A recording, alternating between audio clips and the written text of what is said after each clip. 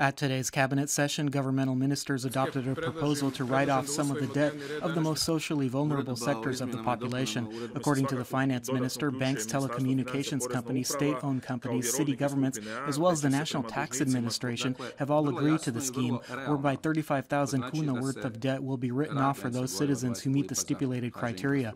The cabinet also approved amendments to the law governing state-subsidized residential housing construction. According to Construction and Physical Planning Minister the amendments will make such housing more affordable for citizens. And the government has agreed that an unused state-owned residency in Zagreb's upper town can be used as the offices for Croatia's president-elect Kolinda Grabar-Kitarović. She has already announced her intention to move from the Pantovčak Palace to the small residency in Visoka Street, which is less costly to maintain.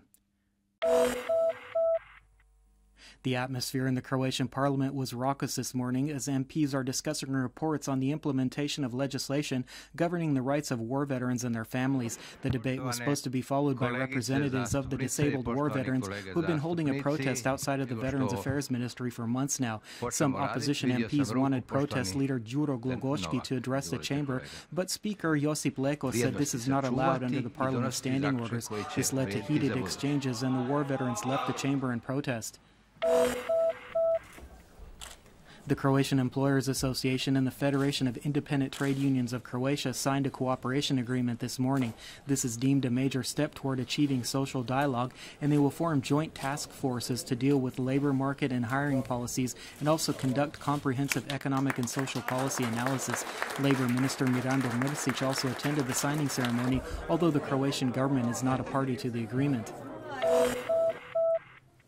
In two separate actions, the Šibenik-Knin County Police Department has seized considerable quantities of marijuana, heroin, and hashish. Their street value is almost 100,000 euros. The drugs were found in automobiles owned by two Croatian and one Slovenian citizen by police dogs. The dealers are currently being held in investigative custody, and these arrests have essentially cut a smuggling route that runs from Slovenia. The Zagreb Chamber Orchestra celebrated its 10th anniversary with a celebratory concert held last night in the Vatroslav Jesenski Concert Hall. Over the past 10 years, the orchestra has had numerous notable performances, often with guest appearances by world-renowned musicians. Last night's concert also featured pianist Galina Petrova and soprano Yuncil Kang. In sports, at the World Handball Championships in Qatar, the Croatian team lost to Poland in the quarterfinals last night with a score of 24-22.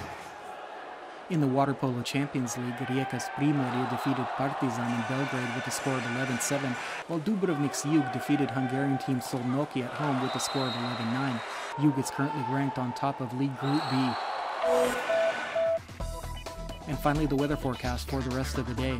Precipitation will increase as the day continues, mostly in western regions, and then spread elsewhere by evening. Besides rain, snow can also be expected in the western zones adjacent to the coastline. Sirocco winds on the coast will intensify and become rather strong by nightfall, with gale force strength at places, which will also make the sea rather turbulent. Today's temperatures will range from 1 to 6 degrees Celsius inland and from 7 to 11 degrees down most of the coast, although temperatures may get as high as 13 degrees in the far south. Temperatures will be warmer tomorrow with stronger winds and more rainfall and more frequent snow inland, especially at the higher elevations, but also in lower-lying areas in central Croatia. Conditions will be cooler again on Saturday, although skies will partially clear up and precipitation will be limited to the higher elevations. Clouds will roll in again on Sunday, bringing rain and scattered snowfall. Conditions will also be unstable on the coast with occasional rainfall, which will be most abundant tomorrow. Temperatures will begin to drop from Friday onward, but winds will abate. Even so, tomorrow winds will be rather strong, often with gale force and even hurricane force gusts.